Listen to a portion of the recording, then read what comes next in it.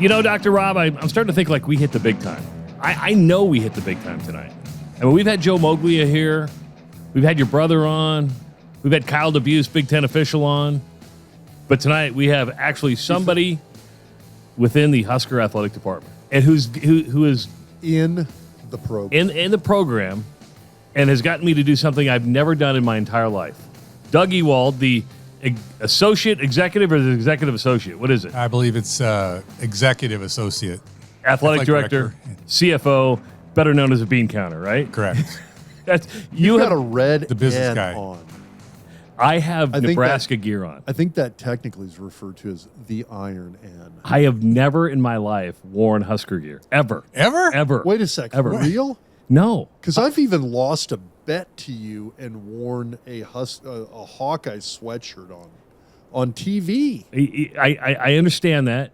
I wore Husker Hounds gear that says Veterans Own because I like my buddy Scotty Strunk, but I've never worn just plain Husker gear. This is the first time ever. It's pretty sharp. Yeah, my Iowa fans are going to be all over me because, I do a radio show in Des Moines every day, right? So I come down here in the morning. I host the Iowa Hawkeye call-in show afterwards, and they all think I'm a Husker fan anyway because I live in Omaha. Sure. And I'm like, well, I'm not because I grew up in Iowa, and I explain this. Like, nope, because I live in Omaha. Friends with Frank Solich? You're a huge Husker fan. I am pretty good friends with Frank, or used to be. I haven't seen him in a long time. Let's go down the list. Okay. So, you've gotten in verbal altercations with Steve Peterson's wife and rest. That's a true story. I'll tell you that afterwards because I know you don't want to get into that one. You're friends with Coach Solich. Yeah.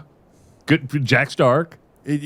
Exactly. I've known Trev for years, so. Well, he is from Iowa. Yeah, that's true. You know why? All great things come out of Iowa. You know who played baseball in the state of Iowa? Doug Ewald. That's right. A proud Buena Vista. What's a beaver? A beaver. Yes. Were you a Buena Vista guy? I was undergrad. Love it. So in tonight's like an old. I'm not going to give my exact address, but you're like in the neighborhood you grew up. Absolutely. With. Did it bring back a lot of memories? Yeah, we're driving down here. I'm telling Rob, hey, we're going to go right by Pius X. We're going right by my parents. We get to 66. You hang it right down here. 4 or 5 blocks here at my house. I didn't know you went to Pius until my boss, Bob Carlisle, is doing some stuff for Pius, and he got like this this alumni group. He goes, "Is that our Doug Ewald?" He goes, "Do I know Doug?" I'm like, "I don't know." So he asked you, and he did not, because Bob's a Pius X guy too, and he didn't know you went to school there. No. Did you know any of his brothers or anything like that? I knew the name from that standpoint. I think they're a little early before me there, but. Now, my son who's here, he went to prep. I'm going to ask you, how did you not end up at prep if you went to Pius X? Great question. Real simple answer. Played Keystone Little League, Coach Olson. My parents moved out of the neighborhood, went to Northwest Omaha, and that was the end of the story. They said Coach Olson. Yeah, Bill Olson. I tell you what, Bill Olson is the salt of the earth. Man. There is not a greater human being than Bill Olson. Did you play with Greg then? I was 4 years ahead of Greg, so when I was leaving, he was just coming in. Okay, I didn't know you were that old. Oh yeah. But so, man, what was it like just at that time to learn from a guy? I mean, so you've been around great athletics and great coaches all your life. I mean, starting right there in high school, that's a pretty good one to play for. Well, he's tremendous, and even tremendous to this day from that standpoint. And you just walked on that field, and you knew you were going to win. There was no doubt. You'd play 80 games between spring and summer, you'd win 75. So you went to Northwest then too, right? Yes. So did you play any other sports besides baseball? Oh, yeah. Football, basketball, baseball. Senior year, I was the only 3-sport letter winner. Really? Yes. See, the stuff you learn on a daily basis, Rob. Well, I'm not trying to date 81. you, but I'm just 81 you graduated. Yes. Okay, I'm trying to put you in relation to me. I was a 90 grad. So. Boy, you're young too. Just a kid. Yeah. Dude, you got a year on me. I know, I'm an 89 grad. My brother was an 81 grad.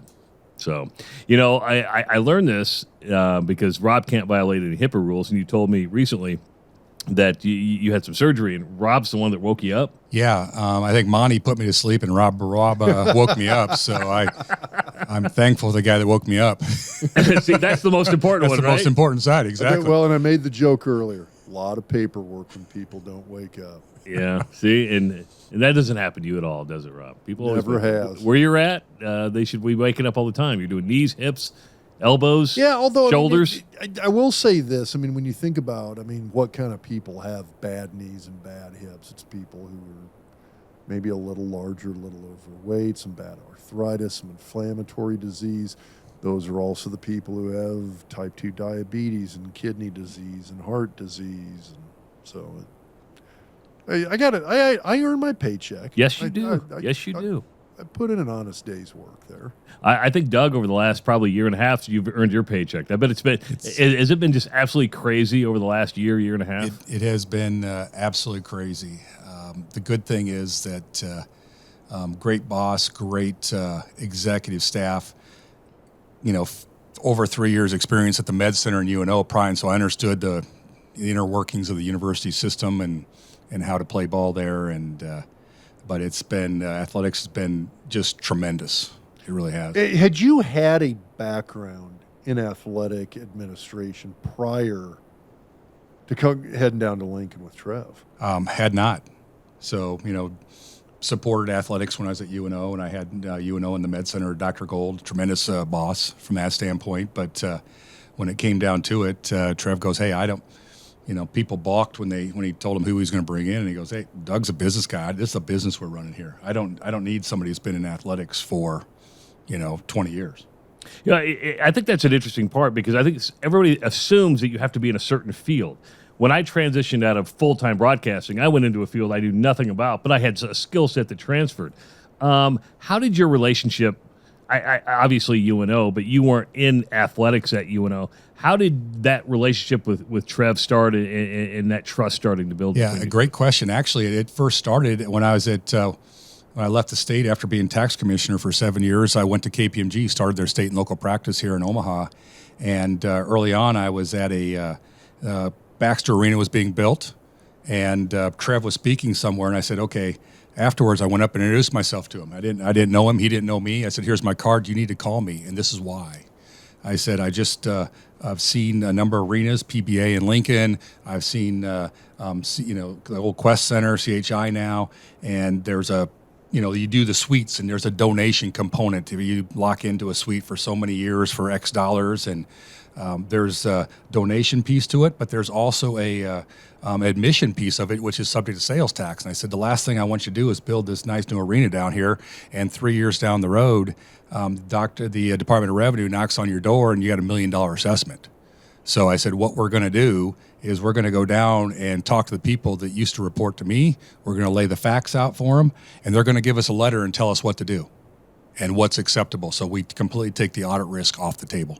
So how much did that end up working? I mean, did he notice right away, oh, you just probably saved me a lot of money? Yeah, the potential was there, obviously. And, hey, I did my graduate work at UNO. I did that pro bono, and I can remember some people in the university system back in the day, he told me, hey, they were kicking and screaming that you and I went and talked to the tax commissioner at the time. I said, well, who's better off to talk to him than the prior tax commissioner? I had a connection with the obvious stuff, I just stated. So we went down there, got our letter, and pretty clear. Okay, this piece is donation. This piece is subject to sales tax. Never an issue. So you were at KPMG. You were also the tax commissioner. You were at UP for like 17 years. 17 years, yeah. That's where I grew up. Nobody leaves UP. Oh, no. Geez, tell me about it. I'm 17 years in. At 30 years, at 60, I'm retire with full benefits and pension and stuff like that. And I had tremendous mentors down there. And Bernie Gacheski, one of them, ran the VP of tax anyway, so Scott's dad. And he basically goes, man, he pulled me in one day. He goes, man, I can tell you're really agonizing over this, and you need to really do this. He goes, you will be able to leverage this thing for something bigger down the road. And he was right. He followed my career, and after I got this gig here, I took him to breakfast one morning. He basically told me, Doug, if I had leveraged my network over the years as well as you have done, I would have been this, instead of working so much, I would have been the CEO of UP.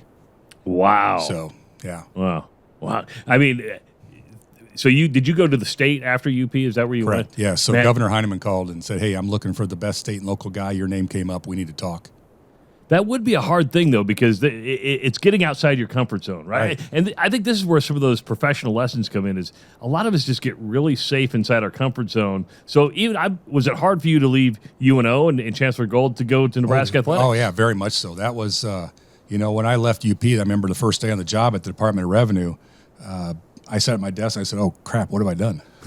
I sat here, So I just, you start picking it apart, and we did a lot of really good things at the Department of Revenue. But then when I left UNO and the Med Center, that was a very difficult discussion with Dr. Gold, because utmost respect for the man, just a great man to be around. And we had that relationship that, hey, if something was going on, we'd call each other in the middle of the night if we needed something, or I didn't want to have him see something on the news in the morning that, hey, one of our units by the Med Center caught fire, everybody's safe, and just to kind of give him a heads up. So great relationship with him to this day. And honestly, we're trying to do more at Husker Athletics with the Med Center. It's funny because the best advice, and I haven't followed it because I've only had like 3 jobs my entire life. It was from Danny Nee, former Nebraska basketball coach. We were just sitting around one day, and he goes, and this might be a coach's life. He goes, you got to switch jobs about every 7 years. He goes, either switch jobs or switch careers, because the honeymoon's over, they're getting sick of you, and you're usually getting sick of them. So I've been lucky. I've worked at some great places, and Rob, you have too. I mean, you've been at the orthopedic hospital. How many years have you been at the orthopedic hospital? This is probably the longest single gig I've had. I've been there since 2010. So wow. It'll be 13 years in May. If you're out there raising money, you need to find out how many former Huskers are doctors and just absolutely. There's a couple. There's a couple. I wonder how many that is. Because you mentioned Monty, you mentioned you got Matt Shaw, you got you've got there's a number of Judd Davies and Dane Todd. What is it about fullbacks? I don't know. Good question. Huh. Yeah, Kyle Ringenberg, he was a tight end. He's down at the Med Center. He's an anesthesiologist as well. If you weren't a bean counter, what would you want to be? Actually, I thought about being an architect. Really? Yeah. So to this day, 2 different sides of the brain working there, honestly, to a certain degree. And, even at UP, I took a number of classes to trying to launch that creative side, to make sure that was part of the daily process. So this transitions right into Nebraska. Because you've got the new facility going in, maybe some of the state. Do you look at that with a critical, creative eye, and something that you want is in through? Listen, I wanted to be an architect. This is what I like to see. Yeah, it's pretty cool. You look at it, you walk through it, and that's what we're challenged with right now is with Coach Rule coming on. There's some things that aren't far enough down the road that you might be able to alter from that standpoint. Well, what's it going to cost you to alter that? Or what's his desire based on where he's been from a recovery standpoint and some other stuff. So it's going to be a pretty darn cool facility when it's done. How much, when you look at a facility like that, how much from a design or a need standpoint, how much of it is a need for just pure recruiting versus, hey, here's what we need for the athletes in terms of actual functional training and facilities and having a place to get that done in this day and age versus just hey, we need something that recruits are going to be wowed by. Yeah, there's a wow factor to that. And I think today, I've been down, Trev and I've been down on the second floor. I'm on the 3rd floor north. We go down the second floor for where football's at. And I have, in the last 2 months, I have never seen that area as activated and launched as in my prior 14 months that I was there from that standpoint. So these guys are getting after it. If you asked us today if we'd build the Go Big again, I think it'd be a 50-50 deal, because you think you got to have something, for a certain wow factor, but you need all of that. And where's that maybe money better off spent from that standpoint? And what I'm getting to ultimately here is with NIL, pay to play, those type of things, honestly. Well, it leads us right in. You just did the segue for us, Doug. You should be a broadcaster, not an architect. You should have been a broadcaster. The world's been turned upside down because Joe Mowgli has been in here, and Joe Mowgli is a former CEO and chairman of the board of TD Ameritrade, former head coach at Coastal Carolina. I'm not asking you to throw the NCAA under the bus. He did. He's like, they ruined this because they didn't put any things in place. From a compliance standpoint and these collectives, how hard does it make your compliance people at Nebraska, even your job, from where money comes from? Well, it's very difficult, and here's why it's difficult: because you don't have any control over the collective and what they're doing out there. Although you have all the compliance reporting requirements that go with it with the NCAA. So there is a compliance component that the university is responsible. Absolutely. I mean, because I think that's something that a lot of people, I understand that the NC2A has rules that govern some of this. But I mean, for the most part, they really kind of washed their hands of kind of at least the initial run of setting rules for this. Yeah, they definitely have, and we keep asking questions. The NCAA, we've got a couple out there. We got an answer back today. One, Coach Rule wanted to make a significant contribution to a couple of the collectives, specifically for female athletes, and we're told that him and his wife could not do that. Really? Yes. So. But we're pushing the envelope where we can. We want clarity, because the NCAA has not given us much clarity. So we're giving them very specific fact patterns on what's allowable, and hopeful that they answer. He wanted to make it towards female athletes. Right. Are there any Title IX worries when it comes to the collectives? That is a great question. I think that NIL. And I'm going to say this, this is looking at the crystal ball, and Trev and I have spoke about this, that within 2 years, it's within the department of the athletic department. So you know what's going on. You just run it internally from that standpoint. Now, once it's brought in-house, I think that's when Title IX probably kicks in earnest from that standpoint, just because, how much of your effort wants to go where. But at the same time, if it's donors making donations, call it, where do they want their money to go?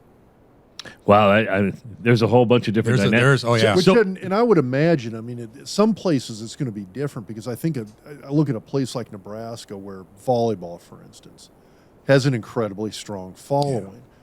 Yeah. You saw some of the statistics. This is going back kind of not this past season, but the season before, where something like, when they got to the Final Four, Nebraska's in the Final Four the previous year in volleyball, I think they said like 6 of the 9 highest NIL earning athletes at the Final Four for volleyball were Nebraska athletes. Yeah, I think that's right. So it seems like at a school like Nebraska, I don't want to say it makes it easier in terms of that Title IX compliance, but I would think it'd be easier than it would be at a lot of other places that might not have a following like that for a sport like volleyball. And with the compliance, we use open doors, Blake Lawrence, and for reporting and tracking everything, and because of our that contract we have with them, we are entitled to. He's coming out with, it was by the end of January here, and January and July, he's supposed to give all those institutions that participate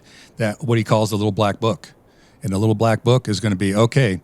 This no names of institutions, but a running back on average here in this range, this region, broken down by region, broken down by conference. This is the going rate, or this is what people have earned. So we're anxious to see that. It's interesting because the University of Iowa just signed with Open Doors like 3 days ago. Right.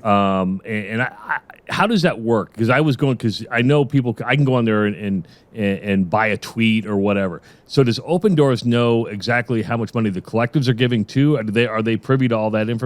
I don't know if they're privy to what the collectives are doing. I think they're that gathered. I'll say they're the database we used. Okay, so and so is earning this for doing this from that standpoint. So they're just on the athletic side, the athlete side, saying, okay, this is what they're being compensated from that standpoint. Now, I know you said the collectives in the athletic department really can't have any communication. Is that the best way to put it? We talk with them. We know we've got 3 really good collectives out there right now. 1890's obviously leading the way right now from that standpoint. They got great backing with the PEDS. And then you got the Big Red Collaborative, and then Ralph Kastner was up today. He's basically focused on men's basketball. So we have conversations with them. We can't, I know a player last year that Coach Rule was going to take off. He's a walk-on. To put him on scholarship, and he goes, and he goes, and what? Well, what's my NIL? He goes, I can't do it. I mean, I've got no direct side. I can't promise you anything of that, but you got to go talk to the folks over at the collective here.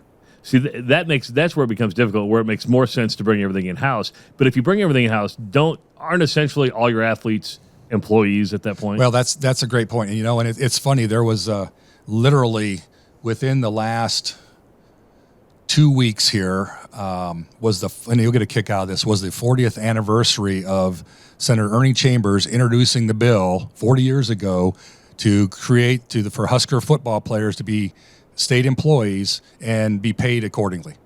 40 years ago, and this was within the last 2 to 3 weeks. And they laughed him off. Yeah, and the man was well ahead of his time, obviously. You know, it's funny. My neighbor, actually, it's funny. I know a lot of people don't like Ernie, but and for a lot of different reasons. My neighbor was a lobbyist, and he told me, he goes, listen, say what you want about Ernie.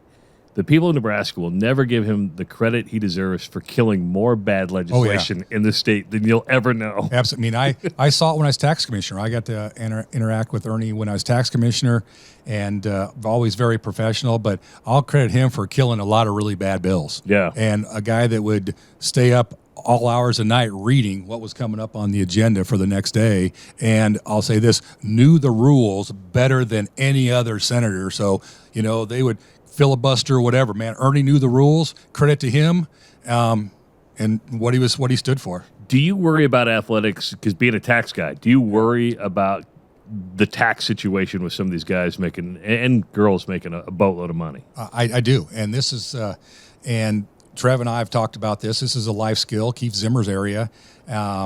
We are all about that financial literacy. And we want our athletes to understand, okay, this is your responsibility as part of that financial literacy, life skills.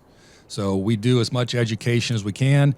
Some of the collectives I've heard are better than others. You know, you got to sit down and have the conversation with the athlete about, okay, you're earning this here from us. What else are you earning? So it's kind of setting up almost that agent relationship early on. Can the university on any level come in and assist the athletes in that regard outside of just pure education? I mean, I guess I'm looking at it from the standpoint that there's the compliance side of it, that the university can work the compliance side of it.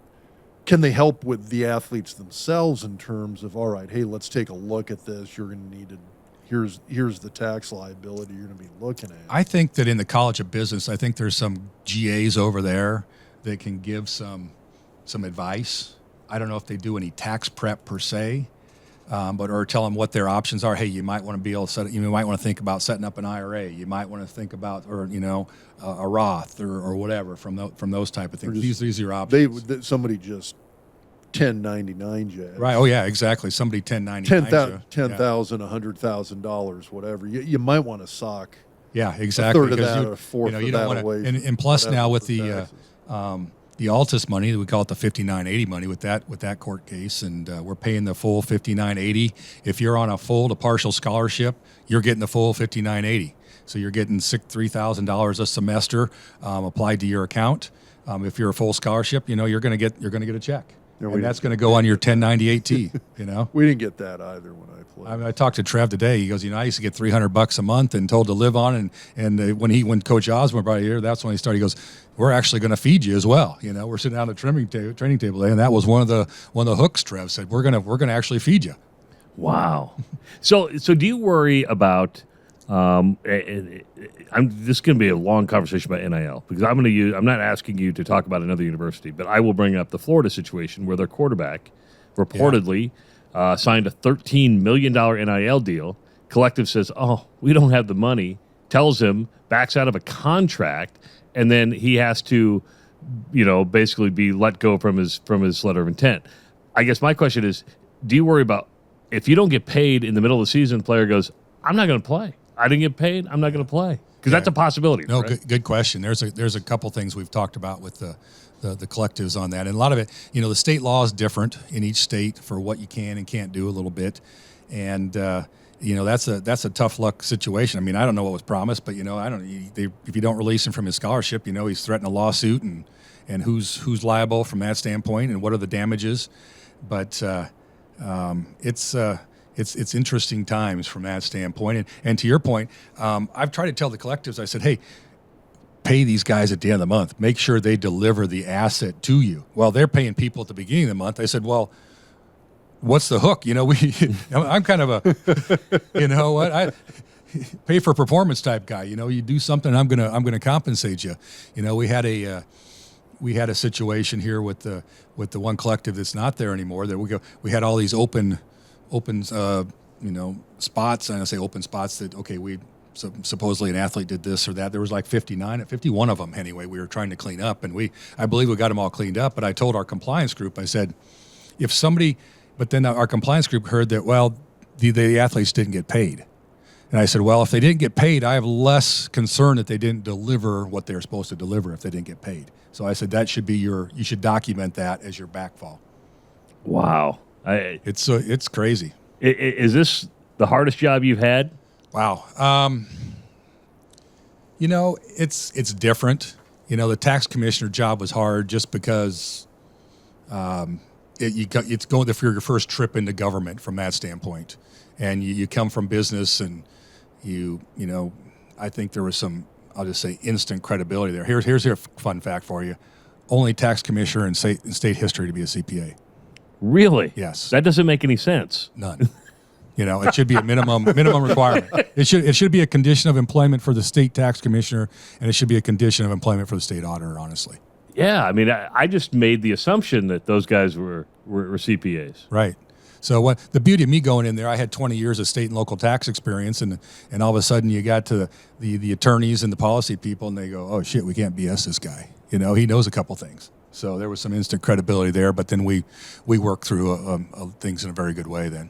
Besides NIL, what's the biggest financial worry in college athletics today? Maybe not just Nebraska, but college athletics. I think the TV, the TV deals from that standpoint, that's a big deal for us. And we just said, I inked a marketing rights deal after the guys actually on the phone after the game in Dublin, working with Playfly, and inked the deal in the parking lot. So that was the one good thing that came out of that trip. So that's the 15-year, $300 million guarantee that we got with Playfly. Do you guys, doctor question, is there a worry about another pandemic, a shutdown? Sure. And what's crazy about that now? So with I'm in the process of working through all these assistant coach contracts. I've got them all done, but two. So we got 2 assistants, and we got Matt's to get done yet. But we're working through that. But there's new language that goes into all these contracts now because of the pandemic, including the marketing rights deal. To cover both sides from that perspective. Wow, there's so much going on out there that's it's absolutely crazy. You bring up the TV deal. Kevin Warren gets the new TV deal signed for the Big Ten. It looks like you're going to get $100 million a year when that comes on board. Were you surprised Kevin Warren stepped away from the Big Ten commissioner and took the Bears job? Or the reports were, he never got a contract extension from the chancellors and presidents. Did they not want him? I wasn't surprised. He did a phenomenal job at Minnesota. He's in Chicago there. They need a new stadium. He did that for the Vikings. So there's a lot of things I think that aligned for him. What you have to remember with Kevin is that with Ronnie Green's retirement here, he now has there's no president or university chancellor that has more than 1 to 2 years experience since the time he's been when Kevin's been in his role. They've all turned over, every single one of them. And that's your boss. I mean, you're dealing with brand new boss. That's your boss, and you get somebody in and it hasn't been in that role for a while or ever. From that standpoint, they probably want to maybe tiptoe a little bit more than run from that standpoint. And who knows? I said this on my radio show, and I'd like to get your opinion on it. And that is, I said the Big Ten commissioner is maybe one of the top 5 most powerful positions in sports. I went NFL commissioner, baseball commissioner, NBA commissioner, SEC, and Big Ten commissioner. Yeah, no, I'm right there with you. I'm absolutely right there with you. And we know that in collegiate sports, the powers in the SEC and the Big Ten, and we know that every day I would tell our people, you got to show up every day and bring your A game, because there are people in the ACC, there's people in the Big 12, the Pac-12 that want your job. They will take a lesser job in the SEC and the Big Ten because they see where things are going. Did you get a heads up at all before USC and UCLA were coming to the Big Ten? Or, I mean, when I mean a heads up, couple weeks, couple days, couple hours, what would that look like? Yeah, that was for me personally. That was probably a week to 10 days, something along those lines. Were you surprised? A little bit, not completely. In some of the discussions with Trev, with Kevin Warren, with where he was going from that standpoint. So the problem is now, with all the turnover in commissioners, there's no secret. Oregon, Washington, Cal, Stanford, from that standpoint, is kind of that West Coast pod, if you will. I don't know. Can we get that done now? I don't know. If you look at what the Big 12 did, their commissioner is a solid guy. I mean, I heard he's a smart dude. Pac-12 is struggling a little bit. Go back to the Big 12, and I didn't mean to cut you off, Rob, but that is a classic case of non-sports guy, entertainer guy, Yeah. Totally different skill set, but maybe the right thing the Big 12 needed. And didn't take him long to get that TV deal done Yeah. either once he got on board. Now, I was just thinking about when you're talking about people in somebody will take a lower level position in the Big Ten just to get into the Big Ten or just to get into the SEC. I always had sort of this like half notion. So Ed Stewart and I were teammates down in Lincoln. And I always thought, okay, someday Ed's going to become the next commissioner of the Big 12 Conference. And then all of a sudden, out of the blue, he jumps over to USC to take, essentially, my understanding is like an associate athletic director's position there. And I think it was like the next month, USC, when it became kind of Crazy. yeah, public, and I'm sitting there going like, yeah, Ed's going to the Big Ten. So now I got the sneaky suspicion someday Ed's going to be the commissioner of the Big Ten Conference. Well, Maybe. the job's open. Yeah, you can apply. What does that do? Say nobody else from the West Coast comes on, and it's just UCLA and USC and no more additions. People talk about that travel. That's a long travel. How much more? I'm sure you started analyzing it. I mean, from your basketball team, your football teams to, everything. That dynamic changes. Just from pre-pandemic levels, our travel is up like 17%. Really? The average ticket cost has gone from like $450 to like $510, something like that. Just in that from the pandemic itself. So, we're probably in a pretty good spot geographically where we're sitting. From that standpoint, probably doesn't get any better. But you got Rutgers and Maryland. If they got to go to, SC and UCLA, I mean, holy cow. I mean, especially volleyball and some of the other stuff here, that's a lot of time out of these student athletes' life from that standpoint when they're doing that. Man, I can't imagine with that because when I couldn't imagine making 5 or 6 figures a year of NIL money. That's true. The world changed. But I think if you talk to people at West Virginia when they joined the Big 12, it totally changed their outlook. Yeah. I don't think they like traveling as much as you think they do. I mean, it's hard on you. That wears on you. It does. Because I did pro ball in New York. And, I mean, we had games against the 49ers, against Seattle, and the NFL was smart about it because they'd try and work the schedule where you'd play a game at San Francisco, and then coming back, you'd play the next week's game against the Phoenix Cardinals. And so we would just go from San Fran to Phoenix, stay the week in Phoenix, play the game. And I remember one run, I think we actually went, it was I'm blanking on if it was San Diego or San Francisco, but we did a game in California. Then we just flew to Phoenix, stayed a week in Phoenix, played a game there, flew down to Dallas the following week, stayed in Dallas, played against the Cowboys, and then back up. So, I mean, you would do a run like that about once a year, but it was almost like you hear about baseball teams that'll go on a 3-week road stand. We would do a 2 or 3 week road stand like that if we had one of those West Coast teams on our schedule. Wow. The NFL would try to work that because the coastal travel's brutal. If you've got a team that is out there, and I mean, it is. I mean, I'm thinking about what you're talking about with USC and UCLA. Nebraska's that's kind of a little bit of a bitch trip from the West Coast to Nebraska. What if you're Penn State? That's what I'm saying. From a sporting event, we're the westernmost team in the Big Ten currently. Yeah, that's right. Well, and here we've talked about this. We want UCLA and USC. We want to play them in December in Lincoln. What do you think about it? Yeah. That would be fun.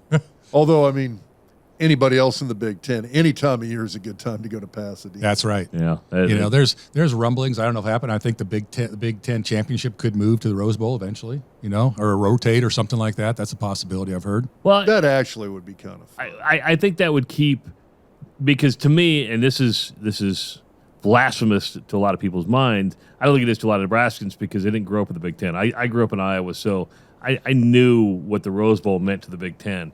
More than the national champion. It did. I mean, when I was hosting the Iowa Hawkeye Call-In Show the year they were 12-0 going to the Big Ten title game, I had people call the show saying they wanted them to lose to Michigan State because they wanted to go to the Rose Bowl instead of college football playoff. And that really was hard for me to register in my mind. I go, do you know what you're saying? But the Rose Bowl meant that so much to people. But I think its luster is falling off just because of the college football playoff and everything. It's not the pack. It's fallen off all every the bowl system. Yeah. As a whole. So I think if you put the Big Ten championship game out there, that would be a pretty cool thing. So the possibilities are endless. I got to be careful how I ask this question because I'm not going to ask you if there's going to be beer in Memorial Stadium. But I'm going to ask you a financial. Is there going to be beer at Memorial Stadium? I have asked Trev this question. He hasn't quite answered. I want to know the financial side. Has it been the windfall, should we say, at Pinnacle Bank Arena that a lot of people thought it was going to be? Well, I would say no so far, and primarily because we haven't had concessions adequately staffed. Okay. I went to the city. We cut a deal to, hey, we only ask for 10% of the beer sales because everything else, honestly, when I look at what we're paying there, we have a pretty darn good gig at PBA. We don't pay any rent, and they and and that's a pretty good deal. Well, and I know I've got a pretty good feeling what Creighton pays. Okay. So you start adding things up, and then it's like, okay, if we can sell beer or alcohol there, I'll take 10%, but I want 2 years worth of data on all your concessions. So that helps me when we go back to negotiate a little bit. And this year's the challenge has been just not having the stands adequately staffed. So they've reached out to us. We reached out to them because here's the deal. This is what happens. Trev, the AD inbox, gets the email the next day saying, I stood in line for 45 minutes and didn't get my popcorn, or I missed half the darn game, Does that change, though, if you change the venue? Let's say you're doing the beer sales at Memorial Stadium. Does that change in terms of the revenue kept, the revenue that you don't keep? Oh yeah, I think so. One of the challenges we have right now, or one of the honest questions we need to ask ourselves, are in the past we'd always have, Premier Catering. Do we use their alcohol license? Are we to the point? And I think we need to have the honest conversation with the regions. Should the university have its own liquor license and do all the education? And then keep the money that goes with it anyway. But obviously you got the liability that goes with it. And I think regardless of whether you have an outside company, concessionaire selling the alcohol or us, we still have the liability either way. See, and that's the thing. I think it's hard to separate from that liability. Right. I agree. Beer at baseball this year or not? No? Boy, I don't know what I want to say on this one. We've tried. And it just popped in my head. I didn't know if there was. The regions keep asking. It was approved last year, and I'll just say this. I'm just going to say it. Haymarket did not want to sell. Really? Yes. Okay. Well, I mean, I'm sure they have their reasons, but beer and baseball go together. I mean, they're selling at the College World Series now, so I mean that's exactly. They're selling there. They have the taps are there, obviously. I'm going to go out a little bit here because I've got a little latitude on this from Trev, but we're not where we want to be over there from that standpoint with Haymarket. Interesting. Yeah. I could follow up, but I won't. I've got a lot of questions. I'm just going to let it go because Trev was not. You told Trev you were coming on here. Yeah, right? I did. He signed off. I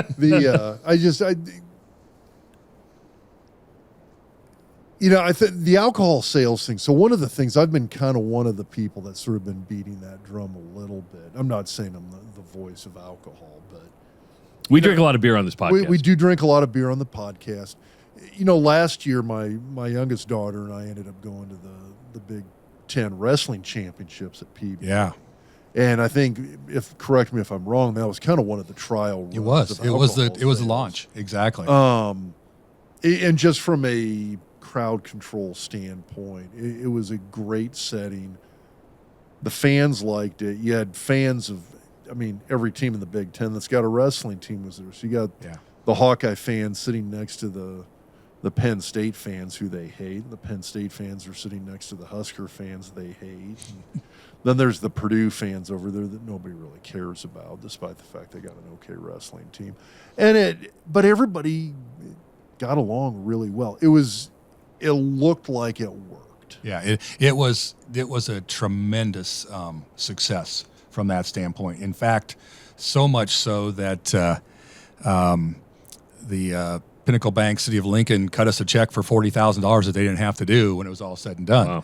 Wow. Tom Lorenz, the former general manager, bless his soul, passed away here unexpectedly here.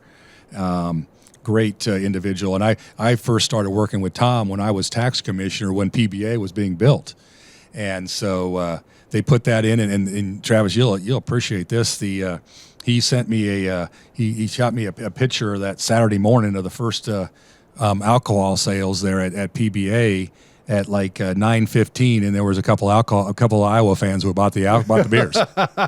See? Probably Busch Light too. Absolutely, yes. But I mean, that kind of goes back in my mind to the liability thing. Is that, I mean, almost every study, and tell me if you've seen different data, but almost pretty much every study that's ever been done that's looked at alcohol incidents at college sporting events, when you're selling it in the facility, you tend to see a decrease in alcohol-related events. Law enforcement will tell you, and Commissioner Schmatter, former Chief Tom Warren, said, boy, if you have a controlled, you don't have this binge drinking that takes place before, you'll have far less incidents if you're selling it at the venue from that standpoint. And back to the PBA on alcohol for wrestling, the per cap per person, you normally average about $6 a person for concessions.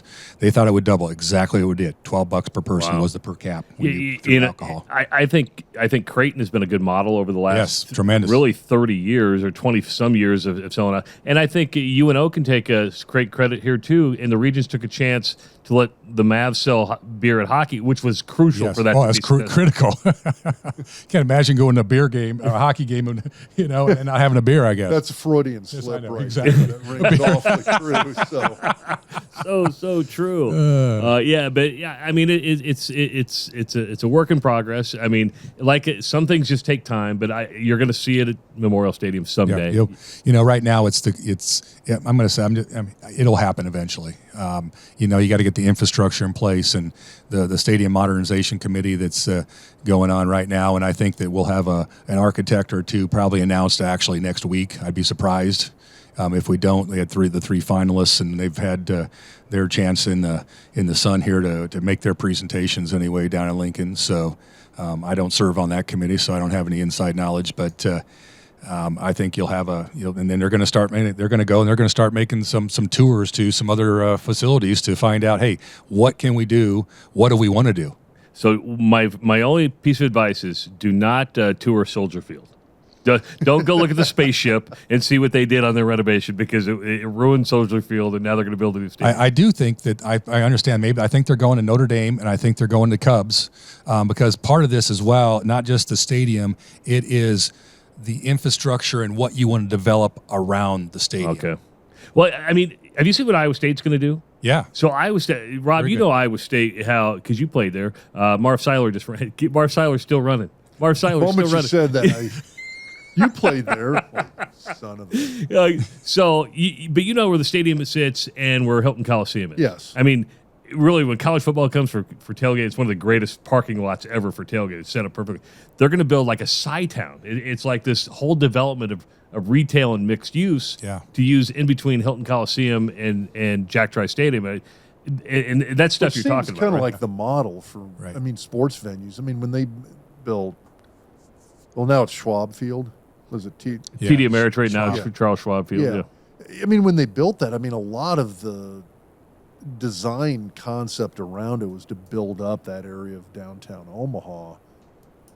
Correct me if I'm wrong. I guess my only question to that is, where do you do that in Lincoln? I mean, it's not like that stadium's in a great area. I shouldn't say great area, great place to expand anywhere. When that stadium was built, this is the 100th anniversary, and it was on part of the, and it's moved, a little bit, but it was out there by itself, and then everything is kind of, engulfed around it. So, when I tell the attorneys, hey, we're going to go do some eminent domain, they just cringe from that standpoint. But I think we're thinking big with respect to, do we need to close some streets around there? Do we need to go try to buy some property? Do we need to, I know the coaches, football Coach Rule would like to see a dorm close by just for the football players from that standpoint. So this is going to be a blasphemous question.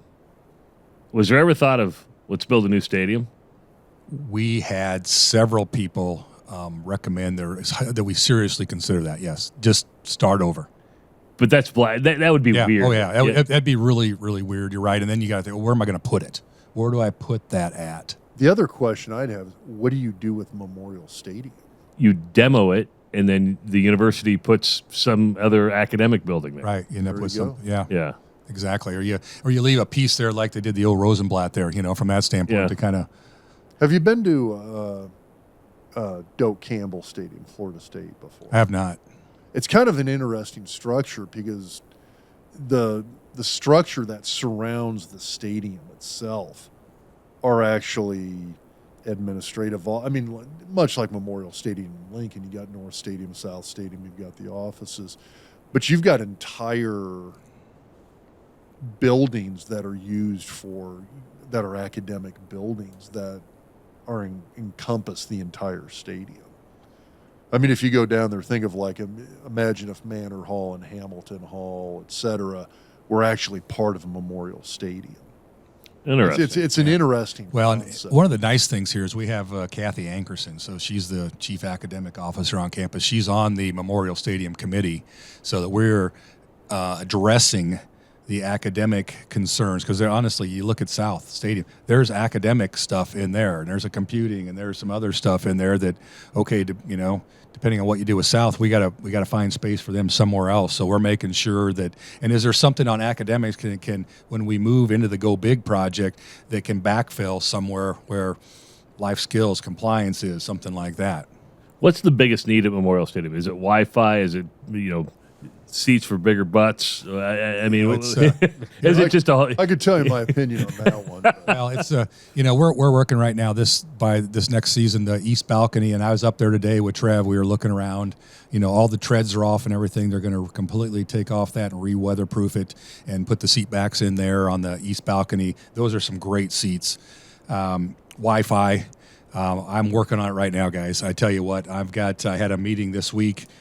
We have a company called CDGW. They already have a contract with the university, so because of that, I don't need to put an RFP out, so we can kind of accelerate the process. And what we need them for is the point of sale.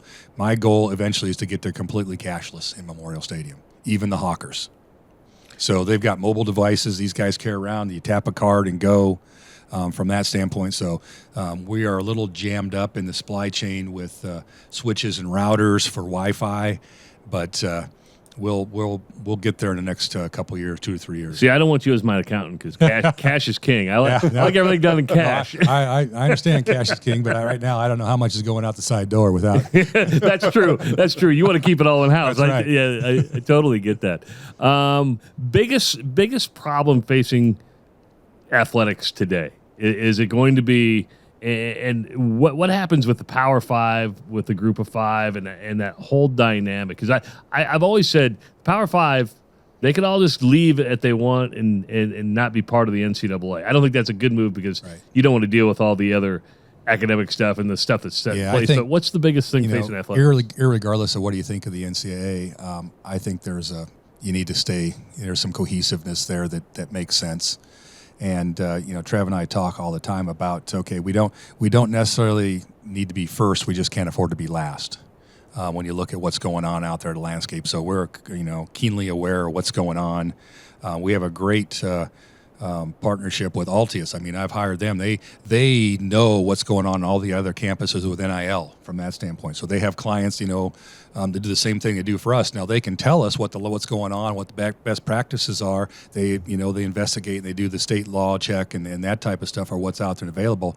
But what I love about them is they can't reveal to us, but they tell us what that landscape is. Not who's doing what, but what's going on out there from that standpoint. So, is it the fear of the unknown? I don't know. We're not really We're not afraid of anything. You look at the bills that are introduced in California, the rev share to the employees out there. I know there's some schools that, boy, we're going to close up if we got to do that, and we figured, well, if it costs us $40 million, we'll figure it out. From that standpoint. How predictable is NIL going to be going forward now? And I say that in the sense of you look at like every state having different laws that govern it. You just mentioned California and the revenue sharing.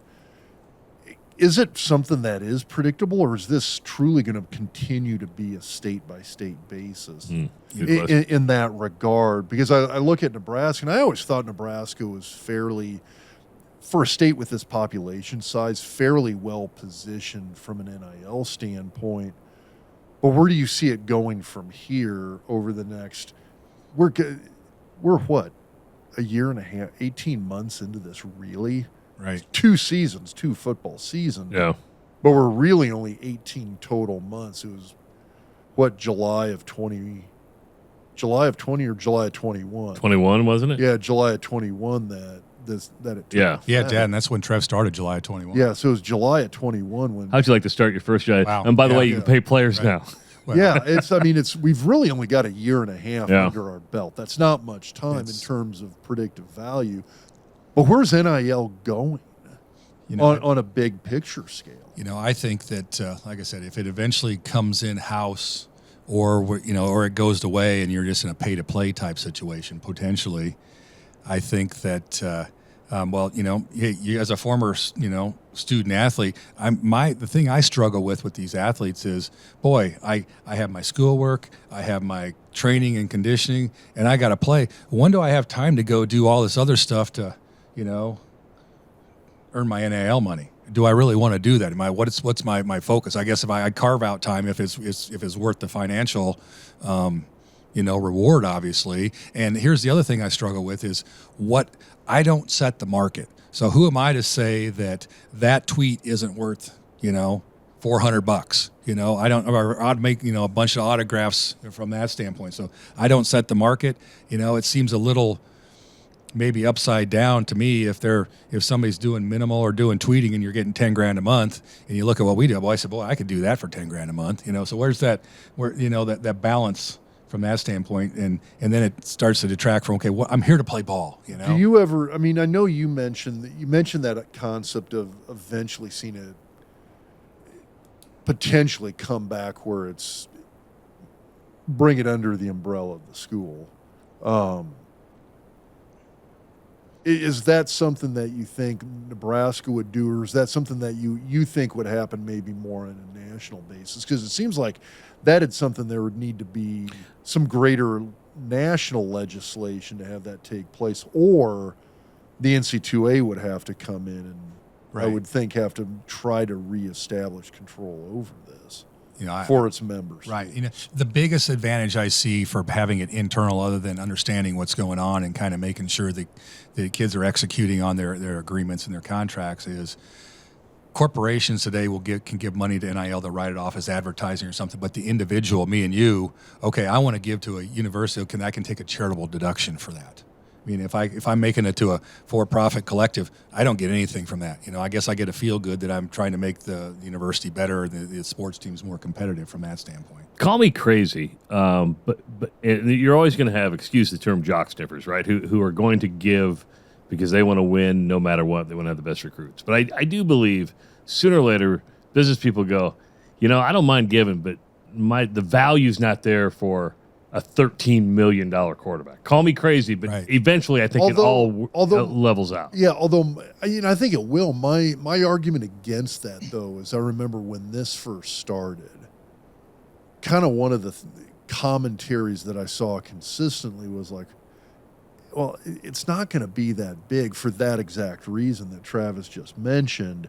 It's how much value are these businesses actually getting from a marketing standpoint?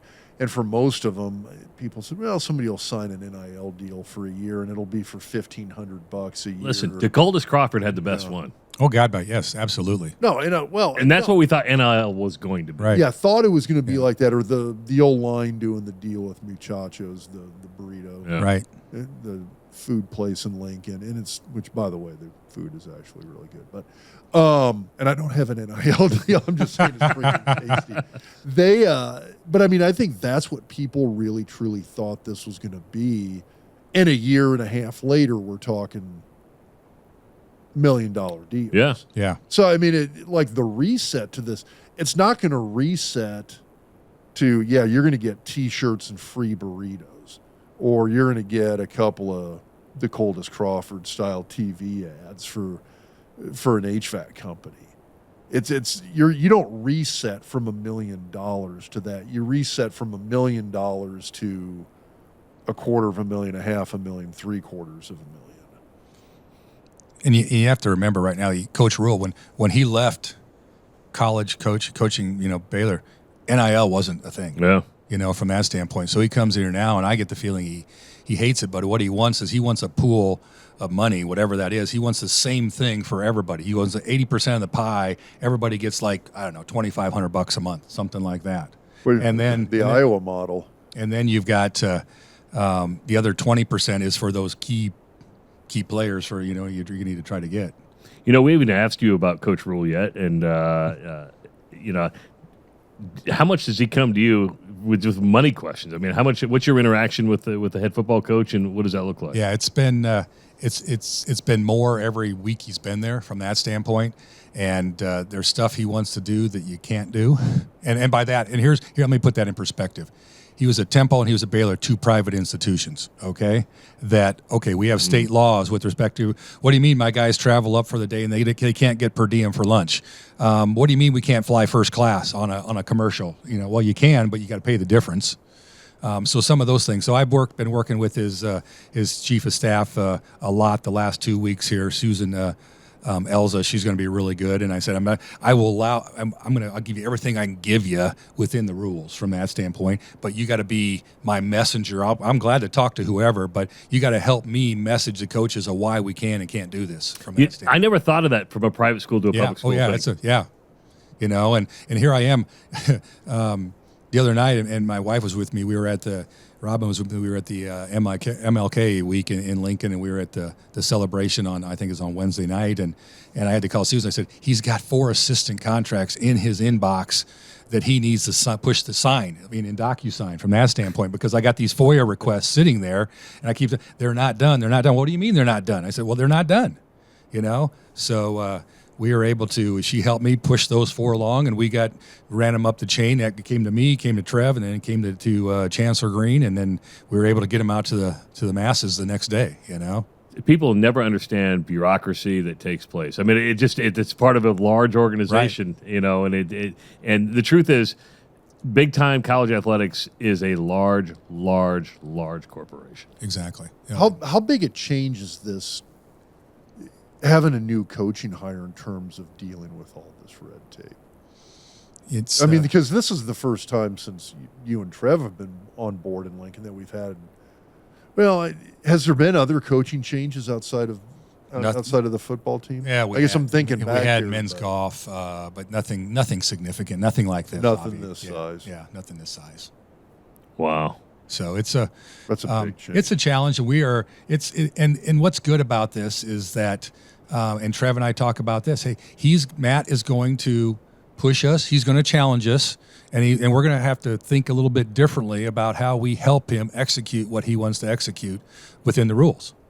Yeah, so, it's that simple. And you should push him, and you push. I mean, that's a healthy relationship within the corporation. I mean, I have professionally pushed back. I said, "No, coach, we can't do this because of this," and he goes, "Okay." And as long as I tell him why, okay, he gets it from that standpoint. This just popped into my head. Boom, epiphany.